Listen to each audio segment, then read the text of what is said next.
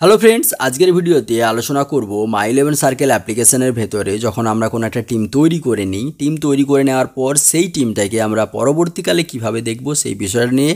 তার সাথে সাথে ওই টিমটা যেটা আমরা তৈরি করলাম ওখানে কিভাবে আমরা এডিট করব, অর্থাৎ নতুন কোনো প্লেয়ারকে যদি এন্ট্রি করাতে চাই এবং পুরানো কোনো প্লেয়ারকে যদি আমরা বাদ দিতে চাই কীভাবে করব সেই বিষয় নিয়ে আলোচনা করব।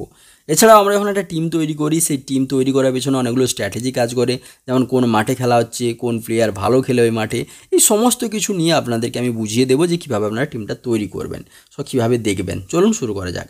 তো তার জন্য আপনারা কী করুন, এরকমভাবে ইন্টারফেসটাতে চলে আসুন। এখানে My11 সার্কেল অ্যাপ্লিকেশনের যে ইন্টারফেসটা এখানে চলে আসুন।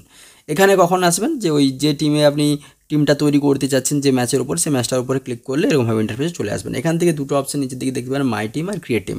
মাই টিমে তখন ক্লিক করবেন যখন আপনি অলরেডি একটা টিম তৈরি করে নিয়েছেন, আর ক্রিয়েট টিমে তখন ক্লিক করবেন যখন আপনি নতুন করে টিম বানাতে চাচ্ছেন।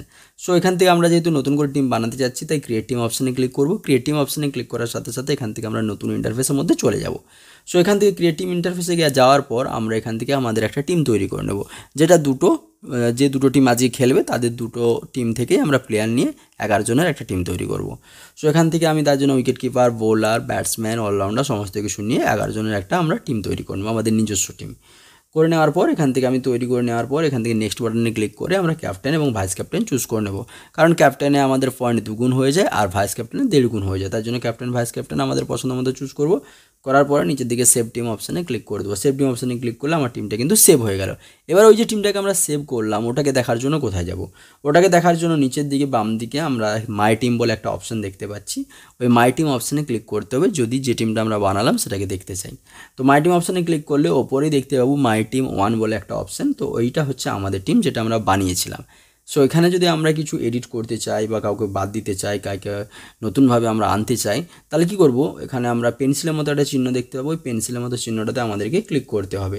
পেন্সিলের মতো চিহ্নটাতে ক্লিক করলে এখানে এডিটের অপশান খুলে যাবে এবং এডিটের অপশানে গিয়ে আমরা কি করতে পারি, আমাদের প্লেয়ারকে এডিট করতে পারবো। ওকে, সো এখানে পেন্সিলের মতো চিহ্নটাতে আমরা ক্লিক করে নেব। করে নেওয়ার পর এখান থেকে কাউকে যদি এডিট করতে চাই আমরা এডিট করে নিতে পারবো। তো এখান থেকে এডিট করার পর নেক্সট করে সেভ করে নিতে হবে সিম্পলি এখান থেকে।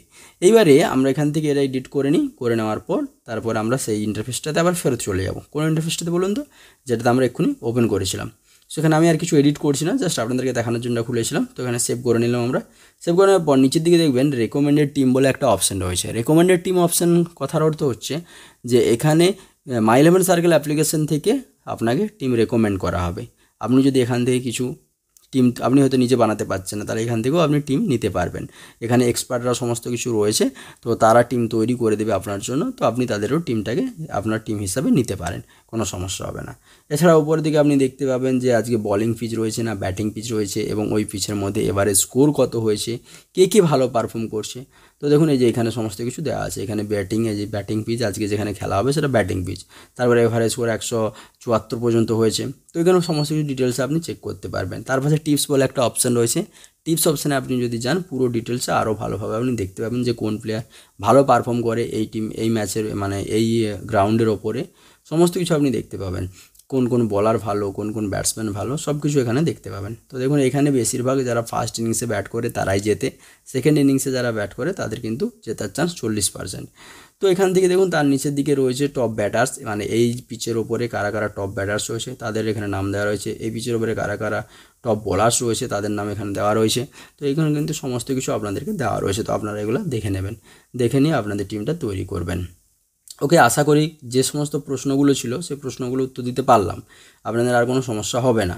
তো মোটামুটি এইভাবেই আপনারা টিম তৈরি করতে পারবেন, এইভাবে আপনাদের তৈরি করা টিম আপনারা দেখতে পাবেন। তো এইভাবে সমস্ত কিছু আপনারা ব্যাটিং, বোলিং, পিচ, কোন কোন প্লেয়ার ভালো খেলছে সব কিছু চেক করে নিতে পারবেন। তো যদি ভিডিওটি ভালো লাগে লাইক করে দেবেন, আর অবশ্যই যদি কিছু জিজ্ঞাসা করতে হয় কমেন্ট বক্সে কমেন্ট করবেন নেবেন, আর অবশ্যই চ্যানেলটিকেও সাবস্ক্রাইব করে নেবেন।